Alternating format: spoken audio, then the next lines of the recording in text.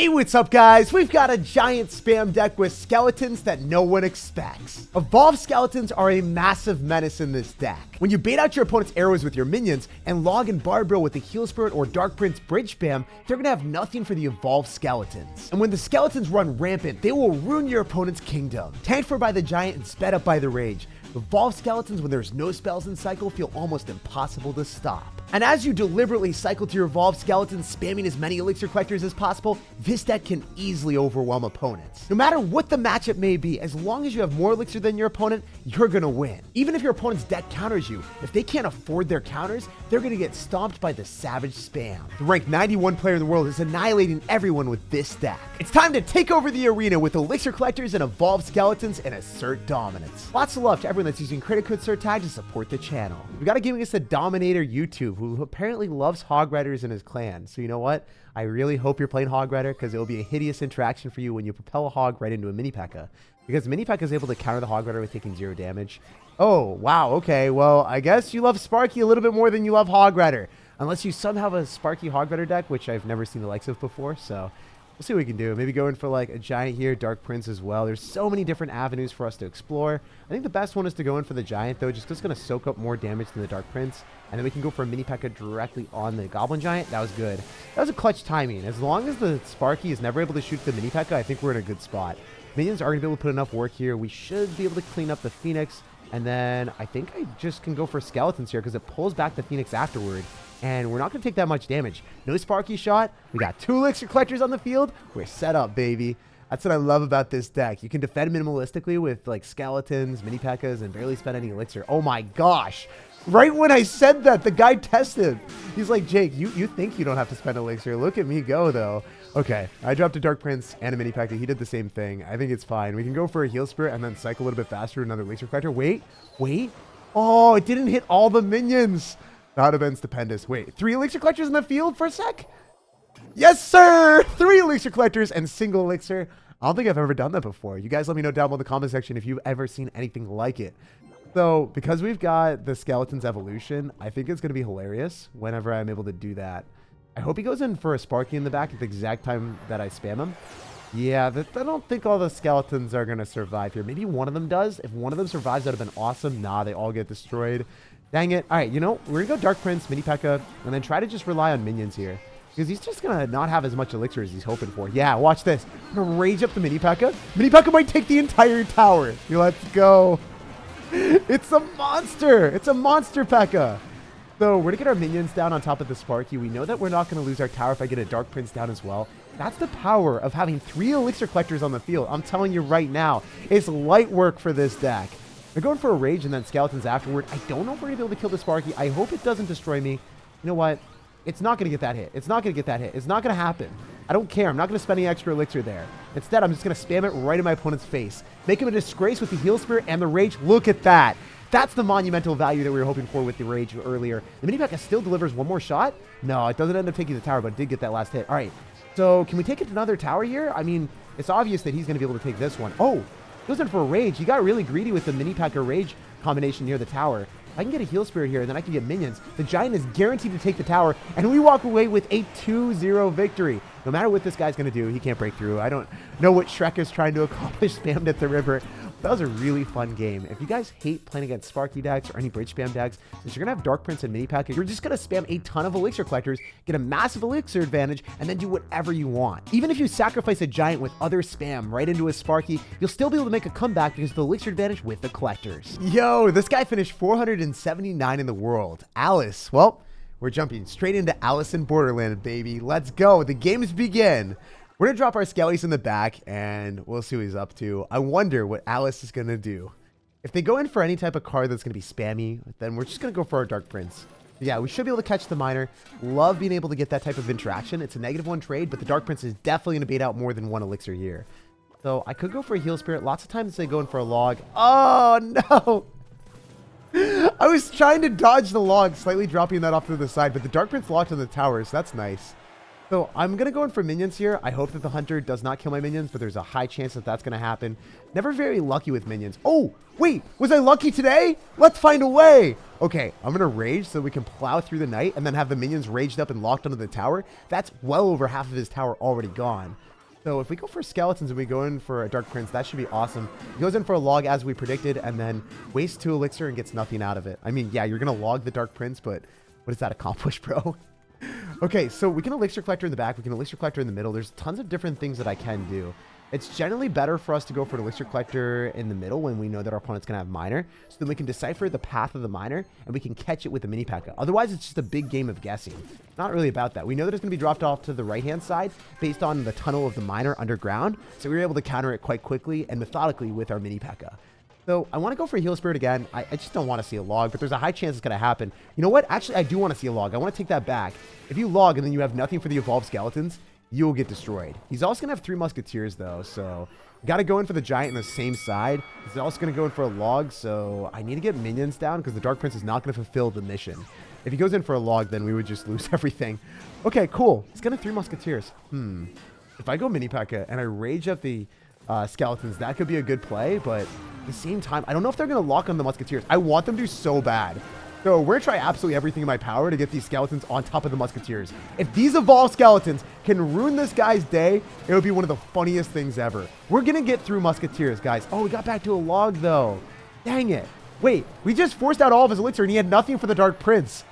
Even though that was one of the most aggressive plays in the game, it baited out all of his elixir. So he didn't have much to defend the right. Oh man, that worked out way better than I thought. If we rage this up, the mini pack is able to one-tap the hunter, minions take the tower, and we walk with a win. It would have been more satisfying if the skeletons got him on the left, but it made sure he had no elixir left over, so then defending the right, well, it just wasn't possible.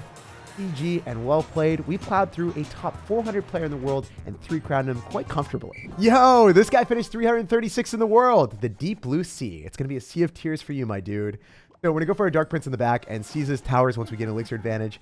Can't do anything besides collector at the start. He's got Evolved Knight because the little purple thing popped up, so I know his tactics. I know what he's going to do. Should be a graveyard deck if we're going to see Phoenix and Evolved Knight, but there's a chance it's something else. Anyway, yeah, there's the graveyard. We can just go for minions here and then go for skeletons afterward and then try to go and kite everything off to the side a little bit. Maybe go in for a rage so then the Phoenix dies, hopefully. Thank goodness. Wait, the Phoenix Egg, though. The Phoenix Egg needs to die. Let's go! The immortal minion! It got healed up by the heal spirit, and we somehow saved our tower. That was awesome. I mean, we still took like 1,900 damage, but it was way better than I thought it would be. So now we're still just chilling in a deep purple sea of elixir from the elixir collectors. And I think I can go for a giant and a mini pekka. Maybe I can go in for an even more aggressive strategy with like minions at the river as well. Let's just go and do that and see how this works. We'll go minions here, right behind our giant, and I'm going to go for Dark Prince because I bet you guys are going to go for Tombstone or something. Oh, that was such a smart bomb tower. I hate that this guy's intelligent. Wonder if we can get a value with the rage, because obviously if the minions are not going to die and they stay alive and they lock onto the tower. Oh, he missed one! Marvin the minion! That was marvelous, man. You just walked a little bit off to the left. You skedaddled and our opponent missed the snowball. That's awesome. Okay, I mean, here's the difficulty here. If you guys have played against Graveyard, especially Graveyard players that are decent at the game, they can still snag a tower with a minute left. So I need to focus up and play aggressive so then he can't go on offense as much as he wants. So if he's focusing on defending, then he doesn't have elixir to go in for aggressive Graveyard plays. And that's the reason why I'm going in for the mini pekka here and see what we can accomplish. I'm going to go heal spirit. I'm going to rage up my mini pekka. See if we can get some extra damage on top of the Evolved Knight. If I can clean up the Evolved Knight, he won't have a suitable tank for the graveyard, and that would be great for us. Also, I think the Goblins go in front, so now we can go for Skeletons. He's going to go in for a graveyard any second. I can sense it. I just know what these guys are made of right now. So because of that, I want to go in for a Giant, and then I want to go in for a Mini Pekka. You guys can see that I am skilllessly spamming in the middle, just so he can't go in for a graveyard at all. He's looking at the game, and he's like, dude, I hate this guy. He's relentlessly going on offense. And every single time, he's going to go in for like his aggressive graveyard push with less elixir now. So we've got evolved skeletons. We can split them in the back. So when he goes in for the graveyard, the skeletons are just going to keep multiplying for us. Meanwhile, we can go in for a mini Pekka. Oh, wait, he made a prediction on the mini Pekka with goblins. Did you guys see that? It didn't quite work out for him, but it was a little bit scary. All right, we're going to go in for our Dark Prince off to the side with our minions. We might be able to clean this up. Wait, look at the evolved skeletons. Look at the evolved skeletons. Oh my gosh, the mini pack is going to get onto the tower soon too. Let's freaking go. That's beautiful, baby. He still wasn't able to get a good graveyard connection. With 13 seconds remaining, I think we've held the door. And the reason why we were able to make this work is not because we were that good on defense. It was the lack of defense is what was the real defense. It was an awesome strategy, and I just wanted to highlight that because there's so many people that will try to focus on defending that tower in the left, when if you do that, you're never going to be able to hold on to it, and then you get yourself into a 1-1 situation with no hope of winning. And we finally pushed up to top 7,000 in the world. We got a game against someone from the Conqueror clan. I feel like, you know, with the money symbol at the end, maybe this guy isn't a real conqueror. Maybe he just wants to conquer all the elixir in the world. Maybe he's a Monopoly man. We're going to go in for our Dark Prince in the back, and then I can maybe go in for, a Lava Hound match. All right, Clash Royale. Yeah, I know everyone was going to ask about this. How do you beat Lava Hound, especially when you're only going to have minions as your sole anti-air response? Well, you go opposite lanes, so then your opponent can't counter the minions effectively. You drop your minions super early on while you're applying aggression with your giant, so then your minions are able to do value and get value by themselves. And then you want to heal up the mini pekka and rage it up as well, so then if your opponent goes for barbarians, you're going to be a-okay on defense. All right, we're going to go for skeletons and go and kite back the mega minion as much as we possibly can. The tower will start to target the mega minion first, and we're still going to lose our tower, but it's not as bad as it might seem. Wait, the guy went for a zap there to retarget the tower onto the Lava Hound pops instead of on top of the mega minion itself. So still looking back at this game, we're an elixir collector here. We're going to get our advantage. We're going to try to 3-crown him with evolved skeletons and make the most dynamic game you guys have ever seen. A lot of times when you see fireball plus zap, the opponent will have to rely on the zap to clean up the skeletons, and sometimes they just won't have the right card cycle. It's more fun when the opponent has arrows, and they arrows on top of the minions, and then they have nothing for the evolved skeletons, and you 3-crown them.